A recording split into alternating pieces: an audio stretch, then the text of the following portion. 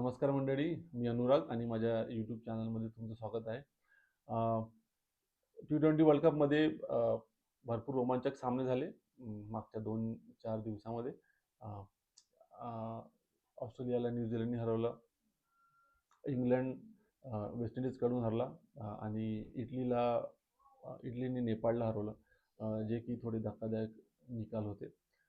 भारताच्या सामन्याबद्दल बोलायला गेलं तर भारताने नामिबियाला सहजरित्या हरवलं.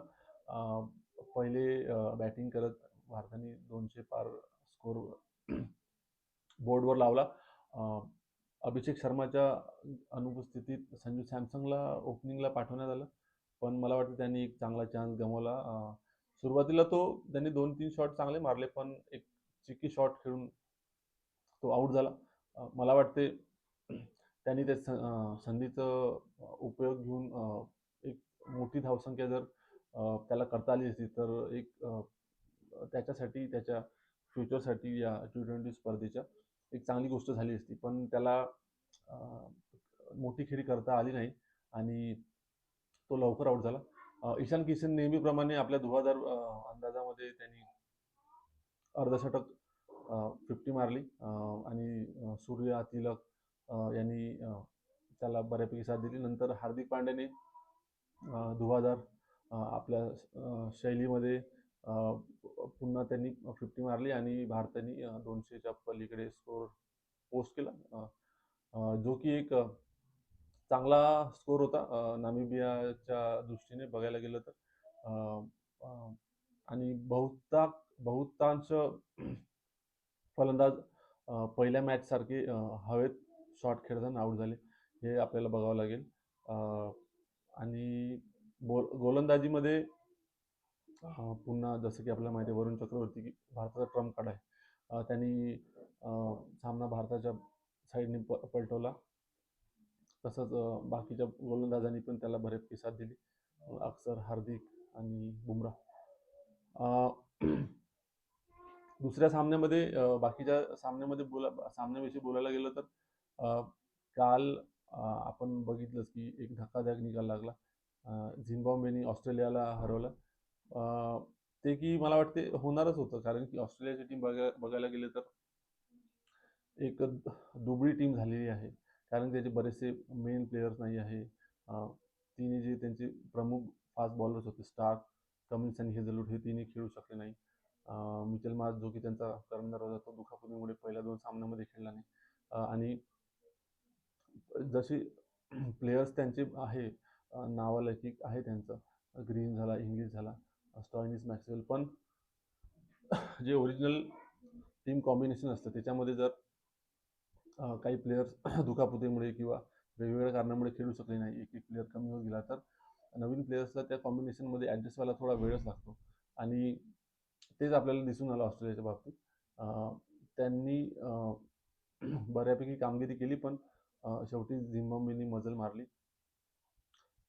त्याच्या आदल्या दिवशी वेस्ट इंडिजनी इंग्लंडवर एक बऱ्यापैकी चांगला विजय मिळवला आणि वेस्ट इंडिज मला वाटते पुढच्या फेरीमध्ये जायचा एक प्रबल दावेदार आहे. इंग्लंडला आता त्याचा पुढचा सामना मस्ट विन आहे. बाकी सामन्यामध्ये बाकी सामन्यामध्ये न्यूझीलंड एक चांगल्या फॉर्ममध्ये दिसत आहे. त्यांनी आपले दोन्ही सामने जिंकले. आणि त्या अगोदर साऊथ आफ्रिका आणि अफगाणिस्तानचा जो सामना झाला तो एक खराखुरा नेल बायटिंग थ्रिलर आपल्याला म्हणता येईल. सुपर ओव्हर जो टाय झाला. दुसऱ्या सुपर ओव्हरमध्ये गुरुबाजने लगातार 3 सिक्स मारले आणि शेवटच्या बॉलमध्ये 6 रनची आवश्यकता असताना तो आऊट झाला. तर तो एक खरा विश्वचषकाला साजेसा असा वर्ल्ड कप थ्रिलर आपल्याला म्हणता येईल. पण अफगाणिस्तानसाठी हार्ड लक, त्यांनी जिंकायला पाहिजे होतं असं मला वाटते. पण हे T20 सामन्यामध्ये हेच आहे, एक छोट्याशा मार्जिनमुळे निकाल आपल्या बाजूने किंवा आपल्या विरुद्ध होऊ शकतो. तर आज आज आज बऱ्यापैकी सामने आहे महत्त्वाचे. आफ्रिका न्यूझीलंड आहे, त्याच्यानंतर इंग्लंड आणि स्कॉटलंड आहे. इंग्लंडला आजचा सामना जिंकावा लागेल जसं आपण पहिलं म्हटलं, आणि स्कॉटलंड एक उलटफेर करू शकतो. जसं आपल्याला माहिती आहे स्कॉटलंडची टीम जायंट किलर ठरू शकते. तर एक महत्त्वाचा सामना त्याच्यानंतर संध्याकाळी